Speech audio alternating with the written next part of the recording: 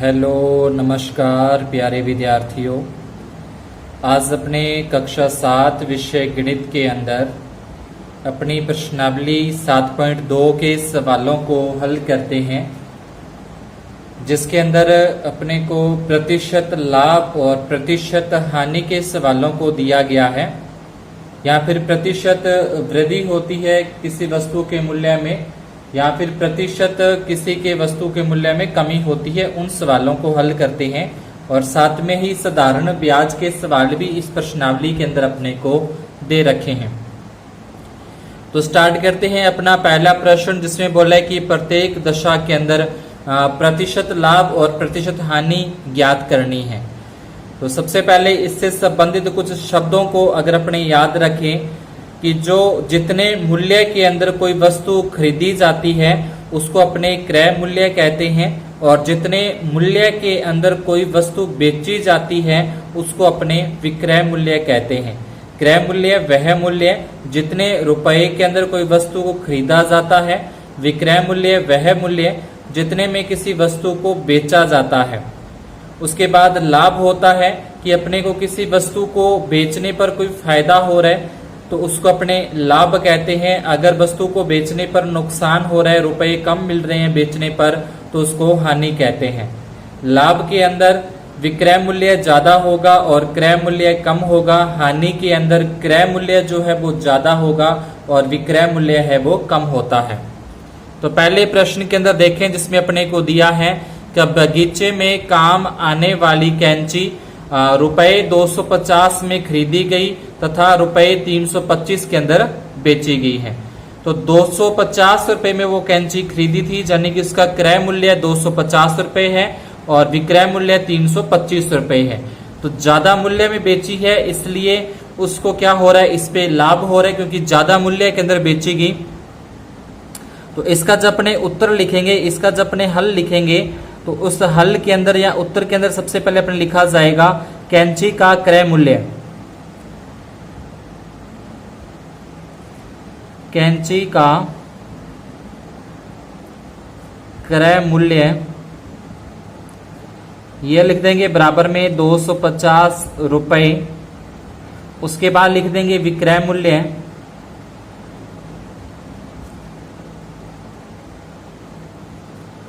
मूल्य बराबर 325 रुपए।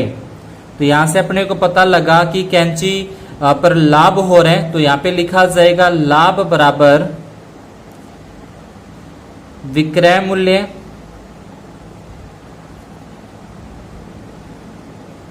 और इसमें माइनस कर देंगे क्रय मूल्य, यानी कि विक्रय मूल्य माइनस क्रय मूल्य।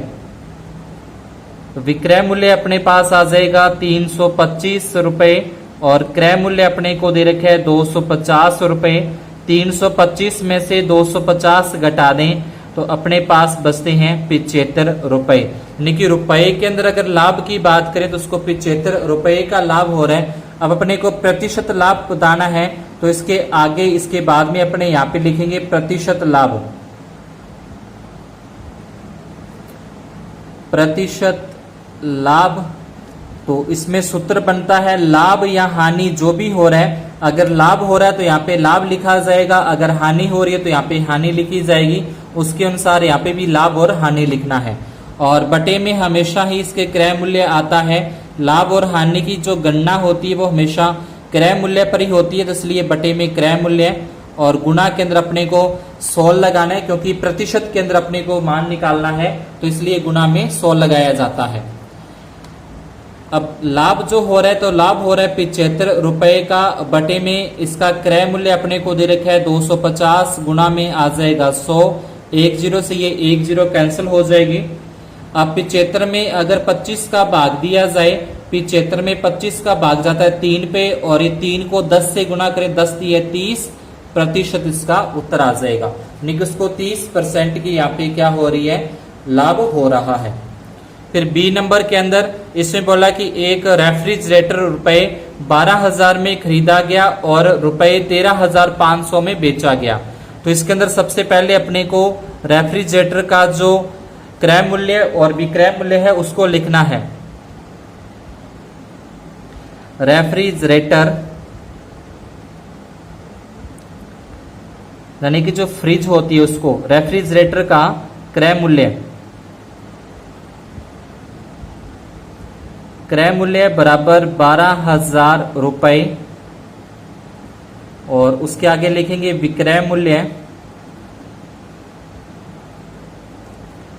बराबर 13,500 रुपए। यह आ जाएगा दोनों का क्रय मूल्य और विक्रय मूल्य। उसके बाद इस पे भी लाभ हो रहा है क्योंकि 12,000 में रेफ्रिजरेटर खरीदा, फ्रिज को 12,000 में खरीदा और 13,500 में बेच दिया, तो यहाँ पे इसको लाभ हो रहा है। तो लाभ बराबर यानी कि प्रॉफिट हो रहा है, तो लाभ बराबर अपने पास आ जाएगा क्रय मूल्य, पहले विक्रय मूल्य लिखेंगे। विक्रय मूल्य को अपने सेलिंग प्राइस भी कहते हैं इंग्लिश के अंदर। विक्रय मूल्य यानी कि सेलिंग प्राइस, बेचने का प्राइस, और माइनस क्रय मूल्य यानी कि कॉस्ट प्राइस, जितने में खरीदा है। तो सेलिंग प्राइस विक्रय मूल्य दे रखा है 13,500 माइनस कॉस्ट प्राइस जो कि क्रय मूल्य है 12,000, दोनों को माइनस कर देंगे तो 1,500 रुपए का उनको प्रॉफिट हो रहा है, लाभ यहां से हो रहा है। लाभ इसको अपने इंग्लिश में प्रॉफिट कहते हैं। अब अपने को परसेंटेज के अंदर निकालना है, प्रतिशत में निकालना है कितने का लाभ हो रहा है। तो यहां लिखा जाएगा लाभ प्रतिशत, सेम ही तरीके से लाभ हो रहा तो पहले अपने ऊपर लाभ लिखेंगे, लाभ और बटे में आ जाएगा क्रय मूल्य और इनटू इसके आ जाएगा 100। अब लाभ इसको हो रहा है 1,500 रुपए का 1,500, क्रय मूल्य जो उसका है वो 12,000 और गुणा में 100। परसेंटेज को निकालने के लिए ये 2 जीरो से ये 2 जीरो कैंसिल हो जाएगी, ये जीरो से ये जीरो कैंसिल हो जाएगी। अब 15 को 10 के साथ गुणा करें 150 बटे में 12। अब 12 का भाग देंगे तो 12 एकम 12 और यहाँ पे बचेंगे 3 और 12 दूना 24 और 12 पंजे 60, यानी कि 12.5% इसका क्या आ जाएगा, लाभ आ जाएगा। ठीक है, ये भाग दे देंगे 150 में 12 का, तो अपने पास 12.5% आता है। इसी प्रकार से फिर आगे जो अपने को प्रश्न दे रखा है जिसके अंदर बोला है कि एक अलमारी रुपए 2,500 में खरीदी गई और 3,000 में बेची गई। तो यहां से अपने को पता लग जाएगा कि 500 रुपए का लाभ हो रहा है। तो जैसे ऊपर के ए और बी अपने लाभ निकाला है परसेंटेज के अंदर, वैसे ही इसको अपने आप करना है।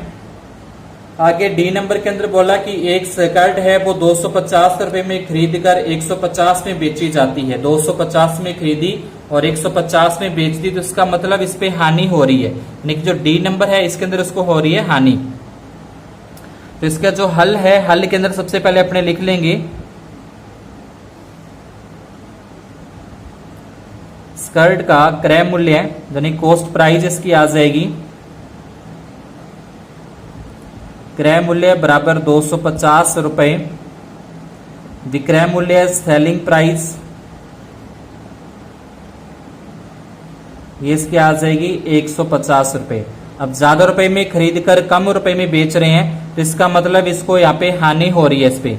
तो लिख देंगे अपने हानि बराबर क्रय मूल्य यानी कि कॉस्ट प्राइस माइनस विक्रय मूल्य यानी कि सेलिंग प्राइस। तो क्रय मूल्य है 250 रुपए और विक्रय मूल्य है 150 रुपए, दोनों को घटा देंगे तो ये आ जाएगा 100 रुपए, यानी कि 100 रुपए की इस पे हानि हो रही है। तो अब इसको निकालना है अपने प्रतिशत के अंदर, परसेंटेज के अंदर। तो इसमें लिख देंगे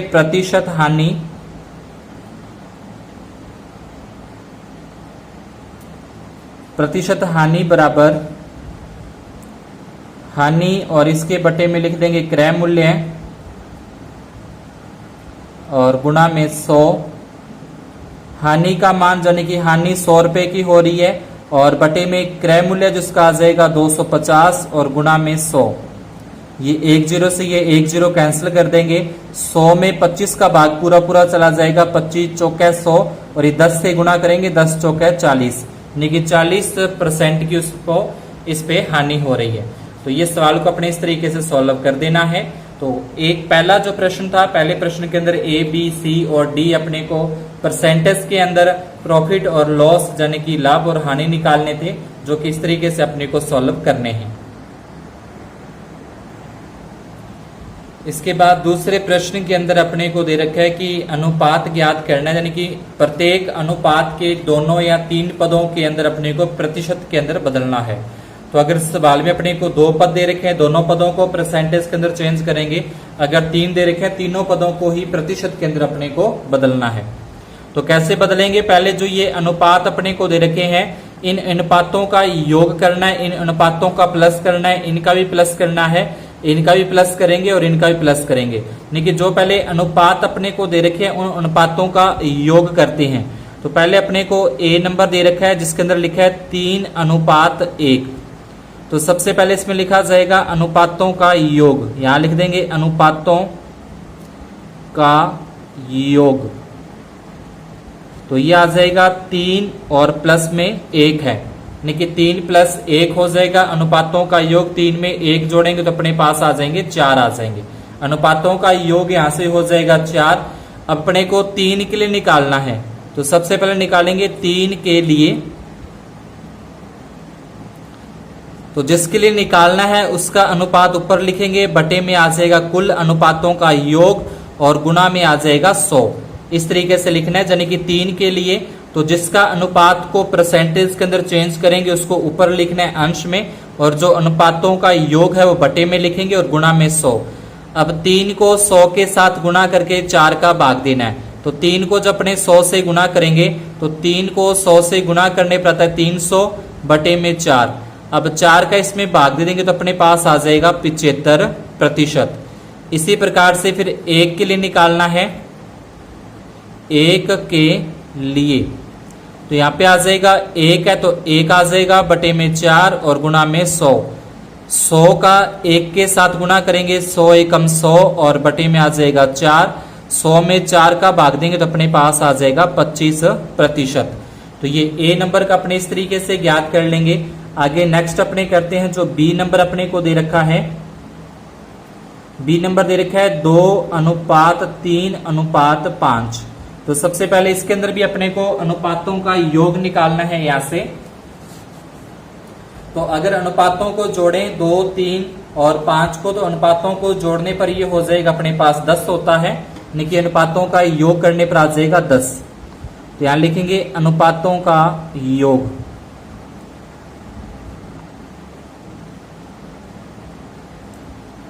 अनुपातों का योग तो ये 2 + 3 + 5 बराबर में 10।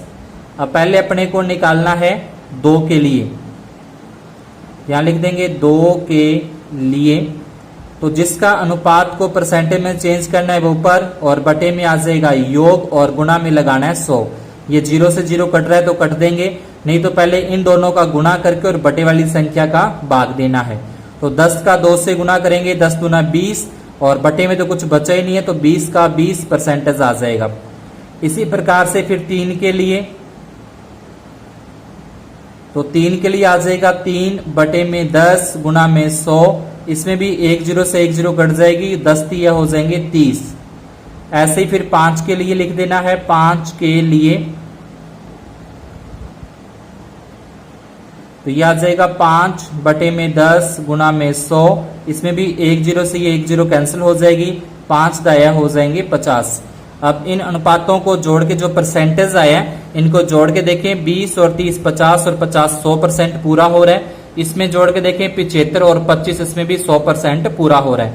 इसी प्रकार से आपको सी नंबर वाला खुद सॉल्व करना है और इसी प्रकार से जो डी वाला है वो भी आपको खुद सॉल्व करना है।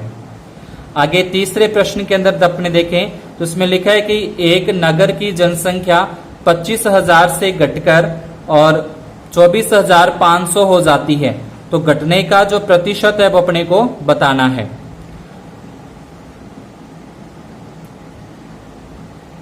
तो यहां पे लिख देंगे पहले जनसंख्या में कमी, जनसंख्या में कमी। तो पहले जो जनसंख्या 25,000 थी, 25,000 से घटकर 24,500 हो जाती है, तो इसका मतलब इसमें 500 की कमी आ गई है। पहले 25,000 थी, फिर 24,500, मतलब 500 की यहाँ पे क्या होगी है, कमी हो गई है। तो इसको अपने प्रतिशत में बताना है, यानी कि प्रतिशत कमी बतानी है या प्रतिशत के अंदर अपने को घटने का प्रतिशत बताना है, तो यहां लिख देंगे प्रतिशत कमी। तो जितने की भी कमी हो रही है वो ऊपर लिखना है अंश में, और बटे में जो पहले की जनसंख्या थी, यानी कि जो क्रय मूल्य होता है या पहले की जनसंख्या होती है वो लिखा जाएगा पहले जनसंख्या, और गुणा में आ जाएगा 100। अब यहाँ पे कमी जो हो रही है वो 500 की कमी हो रही है। पहले जो जनसंख्या थी वो थी 25,000, और गुणा में इसके लगा देंगे अपने 100। ये 2 जीरो से ये 2 जीरो कैंसिल हो जाएगी, ये 1 जीरो से 1 जीरो कट कर देंगे। अब 5 को 10 से गुना करें, 10 5 50 बटे में 25, 50 में 25 का भाग देंगे तो अपने पास आ जाएगा 2%। तो इसके नीचे लिख देंगे अतः घटने का प्रतिशत 2 है। ये इसका तीसरे प्रश्न का अपने पास उत्तर आ जाएगी। घटने का जो प्रतिशत है वो 2 है। इसके आगे चौथे प्रश्न के अंदर अपने को दे रखा है कि अरुण ने एक कार 3,50,000 में खरीदी, अगले वर्ष उसका मूल्य बढ़कर 3,70,000 हो गया, तो कार के मूल्य की प्रतिशत वृद्धि ज्ञात करनी है। तो इसके अंदर सबसे पहले अपने को लिखा जाए कितने रुपए की वृद्धि कितने रुपए की हो रही है। सबसे पहले अपने रुपए के अंदर इसमें लिखेंगे, तो हल बराबर कार के मूल्य में वृद्धि, कार के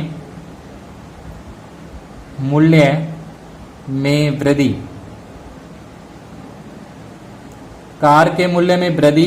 तो इसमें हो जाएगी जी कार के मूल्य में वृद्धि अपने लिखेंगे 3,70,000, जो कि इसका बाद में मूल्य हुआ 3,70,000 रुपए, और माइनस करेंगे 3,50,000 रुपए। तो इसमें से जब 3,70,000 में से 3,50,000 माइनस करेंगे तो वृद्धि इसकी हो रही है 20,000 रुपए की। अब इस वृद्धि को निकालना है परसेंटेज के अंदर, जैसे पिछले सवाल में अपने कमी निकाली थी प्रतिशत में, वैसे इसमें लिखेंगे प्रतिशत वृद्धि। तो प्रतिशत वृद्धि यानी कि सवाल किसी भी तरीके का आए उसमें प्रतिशत वृद्धि या प्रतिशत कमी अगर अपने को निकालनी है तो जो भी निकालना है, अगर वृद्धि निकालनी है तो वृद्धि को ऊपर लिख देंगे और बटे में आ जाएगा उसका पहले का मूल्य, यानी कि पहले उसका कितना मूल्य था, और गुणा में लगाना है अपने को 100 लगाना है। अब इसमें वृद्धि तो हो रही है 20,000, तो यहां लिख देंगे अपने 20,000, और बटे में पहले का मूल्य उसका है 3,50,000, और गुणा में आ जाएंगे 100। अब 100 की 2 जीरो से ये दोनों जीरो कैंसिल हो जाएगी, ये 1 जीरो से इसकी जीरो कैंसिल, ये जीरो से ये जीरो भी कैंसिल। अब अपने को 200 के अंदर 35 का भाग देना है, यानी कि अपने पास आ जाएगा 200 और इसके बटे में लिख देंगे 35। अब ये 5 के पार्टे से अगर अपने इसको कट करें, इसमें भी 5 का भाग पूरा पूरा जा रहा है, इसमें भी 5 का भाग पूरा पूरा जा रहा है, तो ऊपर तो आ जाएगा अपने पास 40, और 35 में 5 का भाग देंगे 7, तो 40 बटे 7, या फिर 40 में 7 का भाग देकर आगे अपने निकाल सकते हैं इसको। तो 40 में अगर 7 का भाग दें तो अपने पास आ जाएगा 7 5 35, और 5 बचेंगे 50 पॉइंट लगाने से, यानी कि अपने पास आ जाएगा 35, 5 सही 5 बटे 7। इस तरीके से भी अपने इसको लिख सकते हैं। तो इसमें आ जाएगी ये प्रतिशत वृद्धि। आगे पॉइंटों में निकालना चाहे तो 40 में 7 का भाग देकर अपने पॉइंटों के अंदर भी इसको निकाल सकते हैं। 5वें प्रश्न के अंदर है कि टीवी का अपने को क्रय मूल्य दे रखा है 10,000 रुपए, और उस टीवी पे लाभ हो रहा है 20% का, और इसका विक्रय मूल्य अपने को निकालना है। तो सबसे पहले ये निकालें कि उसको लाभ कितने रुपए का हुआ है।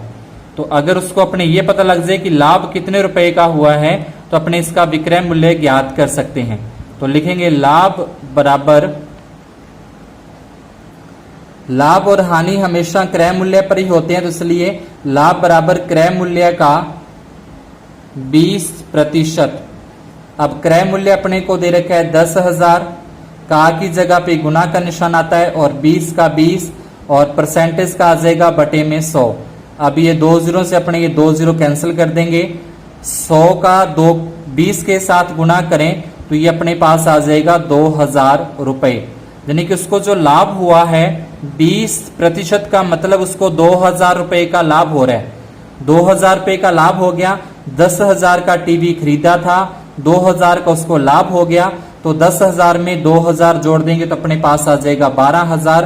तो उसका जो विक्रय मूल्य है वो कितना आएगा, 12,000 आ जाएगा। तो यहां लिख देंगे विक्रय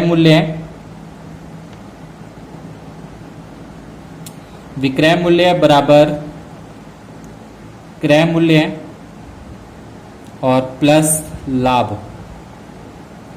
तो क्रय मूल्य तो इसका था 10,000, लाभ इस पे हो रहा है 2,000 का, दोनों को प्लस कर दें तो अपने पास आ जाएगा 12,000 रुपए। तो ये अपने टीवी का जो विक्रय मूल्य था वो अपने पास आ चुका है 12,000। अगर इस पे बोलता कि यहाँ पे हानि है, हानि बराबर 20%, तो यहाँ पे अपने हानि लिखते, यहाँ पे भी अपने हानि लिखा जाता, करना इसी तरीके से था। तो इसको भी हानि, यहाँ पे हानि लिखी जाती। तो विक्रय मूल्य उसका होता क्रय मूल्य माइनस हानि। तो यहाँ पे अपने जो हानि होगी वो माइनस की जाती है क्रय मूल्य में से, और अगर लाभ होगा तो वो क्रय मूल्य के अंदर प्लस किया जाता है जब विक्रय मूल्य ज्ञात करना हो। अगला जो सवाल है, छठे सवाल के अंदर अपने को यहाँ पे दे रखा है कि एक जो मशीन है उस मशीन, वॉशिंग मशीन का अपने को विक्रय मूल्य दे रखा है 13,500 और उस पे हानि हो रही है 20% की। अपने को क्रय मूल्य बताना है। तो यहाँ पे अपने क्रय मूल्य उसने दे नहीं रखा है कितना है, तो क्रय मूल्य नहीं दे रखा, तो अपने इस प्रश्न के अंदर क्रय मूल्य मानकर चलेंगे। माना कि क्रय मूल्य बराबर 100 रुपए। उसके बाद जो हानि हो रही है, तो हानि हो रही है इसमें 20% की, तो यहां लिख देंगे हानि बराबर 20 रुपए।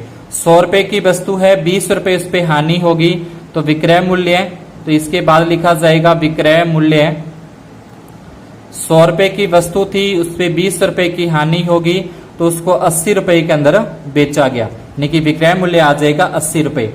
अब अपने पास विक्रय मूल्य 80 रुपए आता है, लेकिन प्रश्न के अंदर अपने को विक्रय मूल्य दे रखा है 13,500।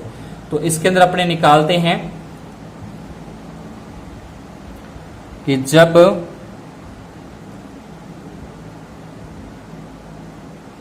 विक्रय मूल्य 80 रुपए है तो क्रय मूल्य बराबर 100 रुपए, यानी कि जब 80 रुपए विक्रय मूल्य आया तो क्रय मूल्य अपने को मान के चले 100 रुपए।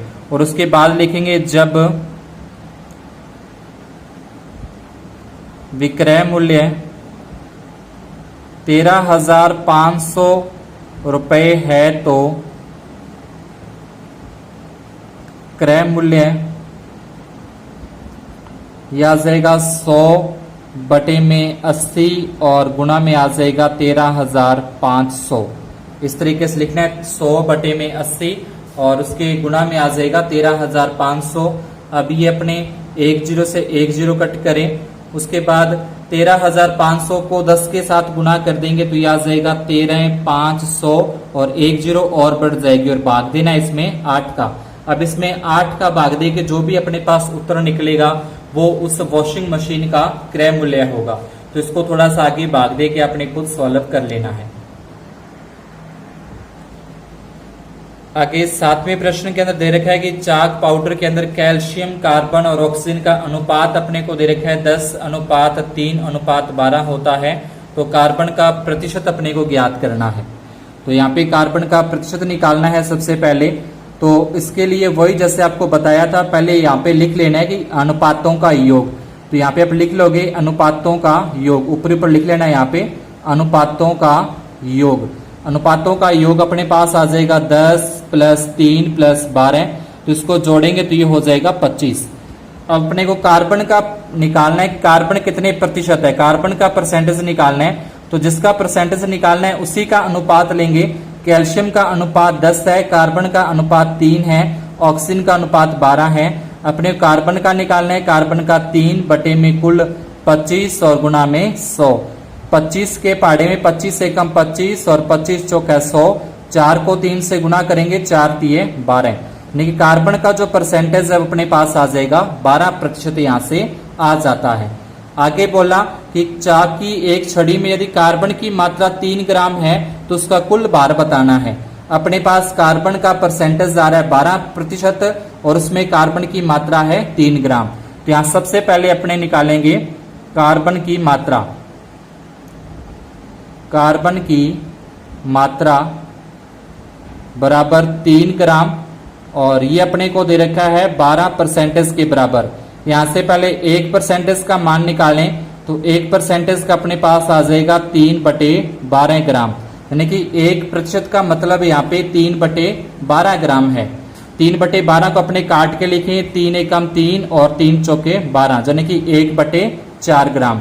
और कुल भार का मतलब हो गया 100%, कुल भार का मतलब यहाँ पे हो गया 100%। तो 1/4 को अपने 100 के साथ गुना कर देंगे, तो 100 को 1 से गुना करेंगे, 100 एकम 100 बटे में 4, 100 में 4 का भाग देंगे तो अपने पास आ जाएगा 25 ग्राम। यानी कि जो चाक का जो छड़ी होती है, पूरा चौक होता है, उसका वजन क्या आ जाएगा 25 ग्राम यहाँ से आ जाता है। इसी प्रकार से फिर आगे 8वां जो प्रश्न है, 8वें प्रश्न के अंदर अपने को पुस्तक का क्रय मूल्य दे रखा है 275 रुपए, हानि दे रखी है 15% की और पुस्तक का विक्रय मूल्य बताना है। तो ये प्रश्न आप खुद सॉल्व करोगे। जैसे अभी पीछे लाभ वाला आपको प्रश्न बताया था कि लाभ प्रतिशत अगर अपने को दे रखा है तो उससे विक्रय मूल्य कैसे निकालते हैं, वहीं पे मैंने आपको हानि वाला भी बता दिया था। आगे 9वें प्रश्न के अंदर अपने को बताना है प्रत्येक दशा में कितना मिश्रधन देय होगा। समय इसमें दे रखा है 3 वर्ष का, तो 3 वर्ष समय के लिए अपने को बताना है कि इसका मिश्रधन कितना होगा। तो मिश्रधन निकालने से पहले अपने को साधारण ब्याज निकालना पड़ेगा और साधारण ब्याज निकालने का एक सूत्र होता है, वो सूत्र भी अपने को इसके अंदर याद रखना है। तो 9वें का जो पहला प्रश्न है, इसमें मूलधन अपने को दे रखा है 12,000, दर अपने को दे रखी है 12% यानी कि 12%, और इसके सेकंड में मूलधन दे रखा है 7,500 और दर दे रखी है अपने को 5%। तो दोनों के अंदर सेम ही तरीके से करना है। मैं इसका पहला पॉइंट हल कर रहा हूं और दूसरा पॉइंट इसका अपने आप सॉल्व करना है। तो सबसे पहले यहां लिखेंगे साधारण ब्याज, साधारण ब्याज यानी कि सरल ब्याज। तो साधारण ब्याज का सूत्र हो जाएगा मूलधन यानी कि सिंपल इंटरेस्ट बोलते हैं इंग्लिश के अंदर, मूलधन गुणा दर गुणा समय, यानी कि principal into rate into time, और अपॉन में इसके आ जाएगा 100 यानी कि बटे में 100। Simple interest is equal to principal into rate into time और अपॉन में 100। अपने को प्रिंसिपल यानी कि मूलधन दे रखा है 1200 इंटू रेट यानी कि दर दे रखी है 12 और समय यानी कि टाइम अपने को दे रखा है 3 और इसके बटे में आ जाएगा 100। ये 2 0 से 2 0 कैंसिल कर देंगे। 12 का 12 से गुणा करें, 12 को 12 से गुणा करें 144 गुणा में 3। अब इसको 3 से गुणा करें तो 4 3 12 और 1 13 और 3 एकम 3 और 1 4 यानी कि 432 रुपए इस पे साधारण ब्याज या सिंपल इंटरेस्ट जो बनेगा वो 432 रुपए बनेगा। इसमें निकालना है आगे अपने को मिश्रधन। तो मिश्रधन बराबर होता है यानी कि टोटल जो अमाउंट बताना है मूलधन और प्लस में ब्याज। ये मिश्रधन का आ जाएगा कि प्रिंसिपल और प्लस में इंटरेस्ट जो होता है वो आ जाता है 432, मूलधन दे रखा है 1200 और इंटरेस्ट यानी कि ब्याज है 432। दोनों को प्लस करें, 1200 और 400 हो जाएंगे 1632 रुपए। तो 1632 रुपए इसका टोटल अमाउंट यानी कि मिश्रधन बनता है। इसी प्रकार से ये जो सेकंड नंबर है सेम इसी तरीके से आपको सॉल्व करना है। आगे 10वें प्रश्न के अंदर दे रखा है मूलधन दे रखा है अपने को 56,000, समय दे रखा है 2 वर्ष का, दर जो रेट होती है वो अपने को ज्ञात करनी है और ब्याज उसका दे रखा है 280 रुपए। तो इसके अंदर भी सबसे पहले अपने जो ब्याज का पीछे सूत्र लगाया था वो ही ब्याज का सूत्र यहाँ पे लगाते हैं। ब्याज बराबर मूलधन गुणा में दर गुणा में समय, मूलधन गुणा दर गुणा समय और बटे में इसके आ जाएगा 100। ब्याज अपने को दे रखा है 280, मूलधन अपने को दे रखा है 56,000 और दर अपने को दे रखी है यहाँ पे ज्ञात करनी है, दर की जगह दर ही रख देंगे और समय है 2, इसके बटे में अपने पास आ जाएगा 100। ये 1 0 से 1 0 कट जाएगी, ये सेकंड 0 से सेकंड 0 कैंसिल हो जाती है। अब ये बराबर में 280 लिखा, 560 का 2 के साथ गुणा करें तो 200 6 दूने 12 2 1 हासिल 5 दूने 10 और 1 हो जाए 11 यानी कि 1120 गुना में दर। अब इस दर का मान ज्ञात करना है तो 1120 उसके बटे में चले जाएंगे यानी कि 280 और इसके बटे में आ जाएगा 1120 और बराबर में दर। ये 0 से 0 कट जाएगी 28 से कम 28 28 चौके 112 यानी कि 1/4 या इसको लिख सकते हैं अपने 0.25%। ये इसकी क्या आ जाएगी दर आ जाएगी, इसका रेट ज्ञात हो जाएगा। ऐसे ही आगे अपने को 11वें के अंदर दे रखा है, 11वें में दर दे रखी है 9%, समय दे रखा है 1 वर्ष का, ब्याज दे रखा है 45 रुपए का और मूलधन ज्ञात करना है। तो इसी प्रकार से इसके अंदर भी सूत्र लिखें पहले कि ब्याज बराबर मूलधन गुना दर गुना समय और इसके बटे में आ जाएगा अपने पास 100। ब्याज अपने को दे रखा है 45 रुपीज। प्रिंसिपल अपने को फाइंड करना है तो प्रिंसिपल की जगह प्रिंसिपल लिख देंगे। रेट अपने को दे रखा है 9% और टाइम अपने को दे रखा है 1 ईयर का और अपॉन में आ जाएगा 100। अब इसके अंदर जो अपॉन वाली डिजिट है इसका ट्रांसफर करेंगे तो इसके मल्टीप्लाई में चला जाएगा यानी कि 45 × 100। तो इसको यहाँ पे लिख देते हैं 45 × 100 और इजिकल टू मूलधन यानी कि प्रिंसिपल और इंटू 9 × 9। अब दोनों का मल्टीप्लाई करें तो ये हो जाएगा 4500 और ये 9 जो मल्टीप्लाई में था वो इसके आ जाएगा डिवाइड में, इजिकल टू आ जाएगा यहाँ पे मूलधन। अब इसको डिवाइड करेंगे तो ये जाएगा 5 पे यानी कि 500 रुपीज। तो जो उसका प्रिंसिपल था, प्रिंसिपल यानी कि मूलधन, वो ज्ञात हो जाएगा अपने पास 500 रुपए। तो आज की क्लास में अपने इतना ही, ये प्रश्नावली यहीं पे अपनी पूरी होती है। अगर आपको सवाल समझ में आए हो तो वीडियो को लाइक और चैनल को सब्सक्राइब जरूर कीजिएगा। आगे अपने फ्रेंड्स के अंदर शेयर करना न भूलें। धन्यवाद और शुभ दिन।